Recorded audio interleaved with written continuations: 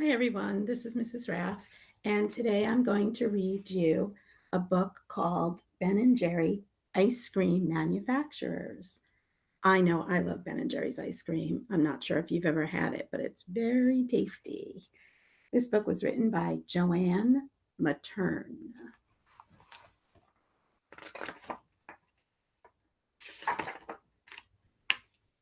Here are the first pages.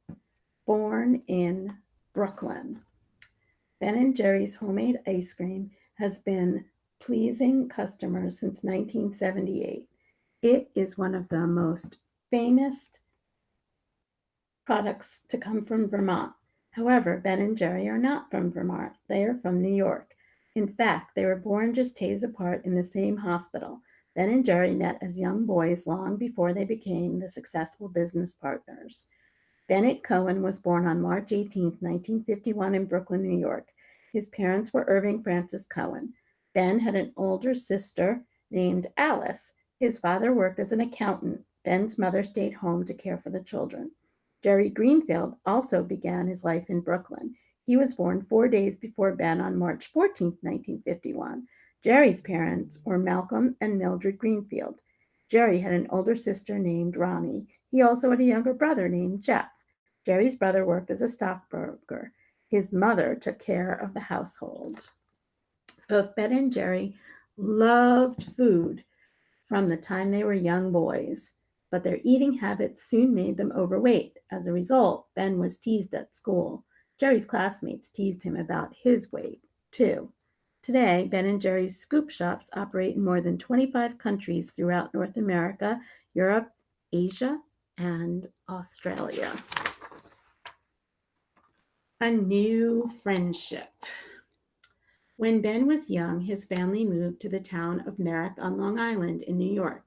Jerry also grew up in Merrick. The two boys lived just a few miles from each other. Ben and Jerry went to different elementary schools. They finally met in 1963 at Merrick Avenue Junior High School. The boys were in the same seventh grade gym class. Yet because they were overweight, neither Ben nor Jerry was very athletic. One day, the boys had to run around the school track.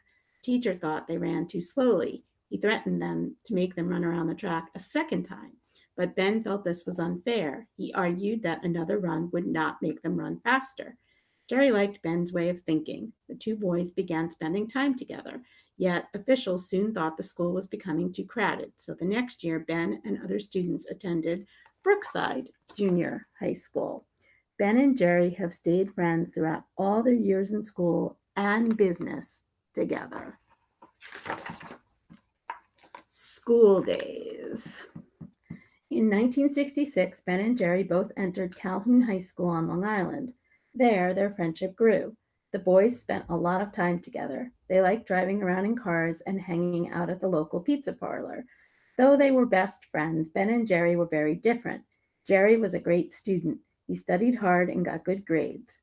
Ben was also smart, but he did not like school. He was not interested in doing what the teachers told him, and he did not want to study subjects he didn't like. Because of this, Ben's grades were not as good as Jerry's. Both boys graduated from high school in 1969.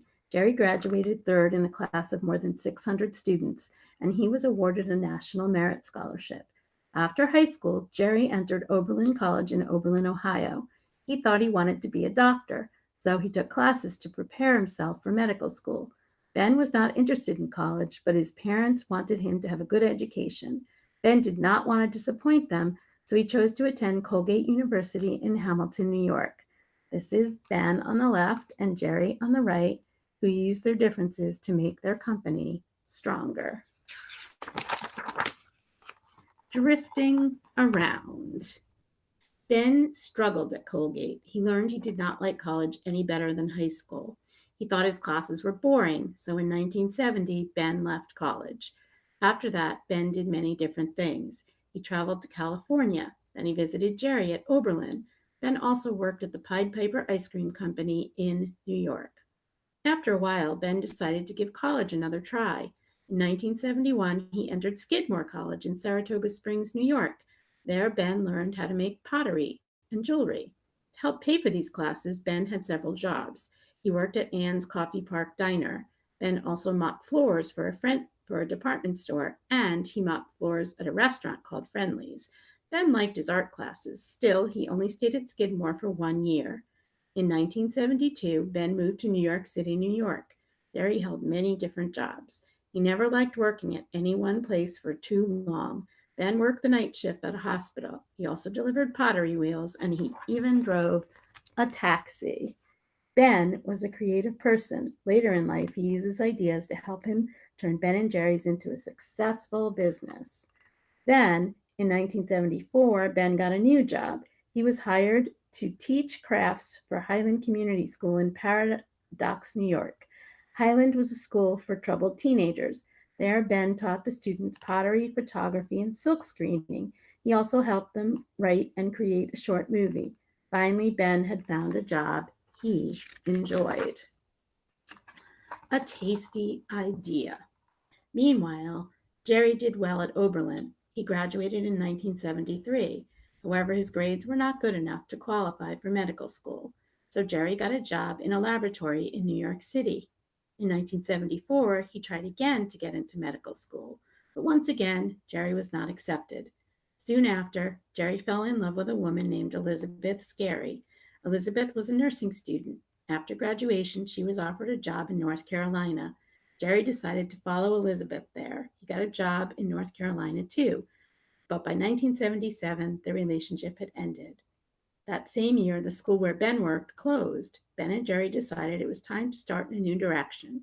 They planned to open a business together. Jerry said, "Since we love to eat, we immediately thought of food." So the two friends decided to open an ice cream parlor. Ben and Jerry's love of ice cream made the choice for their business together obvious.